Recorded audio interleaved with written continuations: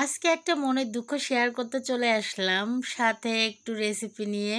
আসলে আমার উল্টাপাল্টা বিরিয়ানির রেসিপি নিয়ে হাজির হয়ে গেলাম। আসসালামু আলাইকুম, আমি ঝর্ণা আক্তার চলে আসলাম বরাবরের মতো আরও একটা বড় ভিডিও নিয়ে। সবাই সাথে থাকবেন, আশা করি ভিডিওটা স্কিপ না করে পুরো দেখার চেষ্টা করবেন এবং সাথে লাইক কমেন্ট করে সাথেই থাকবেন। আর যাদের ভালো না লাগবে তারা স্কিপ করে যাবেন, প্লিজ কেউ ব্যাড কমেন্ট করবেন না। আসলে এটা দেখলে কিন্তু আপনারা যে কেউ সহজেই চট করে বিরিয়ানিটা বানিয়ে নিতে পারবেন, এটা কোনো কঠিন ব্যাপার না। আর আমি সচরাচর এভাবেই বানাই, বিরিয়ানির প্যাকেটের মশলাগুলো দিয়ে দিই আর বাসা থেকে একটু আদা গরম মশলা যা যা থাকে বাসার মশলাও হালকা একটু দিয়ে এইভাবে টক দই দিয়ে মেখে ম্যারিনেট করে রেখে দিলাম 10-15 মিনিটের জন্য। যদিও চিকেন এটা বেশিক্ষণ লাগে না।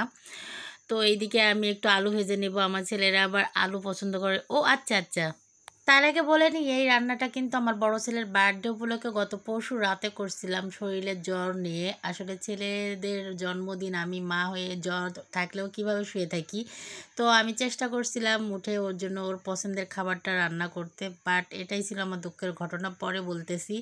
তো আমি এই যে আলুগুলা ভাজা করে নিতেছি, আলুগুলো একটু হালকা আছে ভেজে নিচ্ছে, কারণ মানে একটু সময় নিয়ে ভাজলে আলুটার ভিতর পর্যন্ত গলে যাবে। অনেকেরই আলুটা দেখা যায় শক্ত থেকে যায় এই কারণেই। আর এই যে আমরা আলুগুলা ব্রাউন কালার করে ভেজে নিচ্ছি, তারপর পেঁয়াজ বেরেস্তা করে নিব অল্প একটু পরিমাণে। তো যাই হোক, আমি আমার ছেলের জন্য কষ্ট করে রান্নাবান্না করছিলাম। ও ছেলের খাবে এই আশায়, বাট দুঃখের বিষয় আমার ছেলে ওই দিন বন্ধুদের সাথে ঘুরে খেলা দেখে একটু লেট করে ফিরছিল।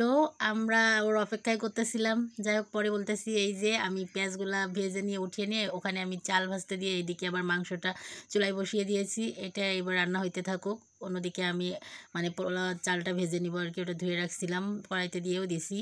এটা ভালোভাবে ভেজে নিব। আসলে অনেকেই ভাজা করে, আমি একটু করি, অনেকে আবার কাঁচা চাউলও দেয়। তো আমি দু ধরনেরই করি, তবে একটু ভেজে দিলে আমার মনে হয় বিরিয়ানিতে ভালো হয়, এই জন্য দিলাম। আর এই যে দেখেন টিপসটা, আলুটা কিন্তু আমি বিরিয়ানির পানি গরম হইলেই ওখানে দিয়ে দিছি যেখানে আমি ভাত বসাবো।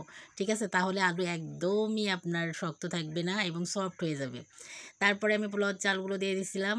আর আমি কিন্তু এরকম পোলাওয়ার চাউল হালকা ফুটে উঠলে, পানিটা ফুটে উঠলেই মাংসগুলো দিয়ে দিই। তাহলে মাংসটা আর কি, অনেকেই মাংস খাইতে যায় না, মাংসের মধ্যে কিছু যায় না এই ভেবে, বাট এইভাবে খাইয়ে দেখবেন একেবারে মনে হবে যে মাংসের মধ্যে সব কিছুই গেছে।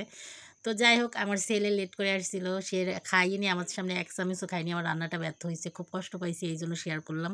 আসলে প্রত্যেকটা সন্তানের উচিত মা বাবার খুশি রাখার, এক চামচ খাইলেও খুশি হইতাম, বাট খাই নাই। আসলে ও বরাবরই খাইতে চায় না, জোর করে খাওয়াইতে হয়, বাট ওই দিন এমন করবে বুঝতে পারি নাই। ও মোটেই খায় নাই, টোটালি খাইছিল এই বিরিয়ানিটাও সকালে খাইছিল, বাট রাত্রে মাকে খুশি করতে এক চামচ খায় নাই, ও ঘুমাই গেছিল। আমিও জোর করি নাই। তো সবাই ভালো থাকবেন, সুস্থ থাকবেন, আল্লাহ হাফেজ, টাটা, বাই বাই।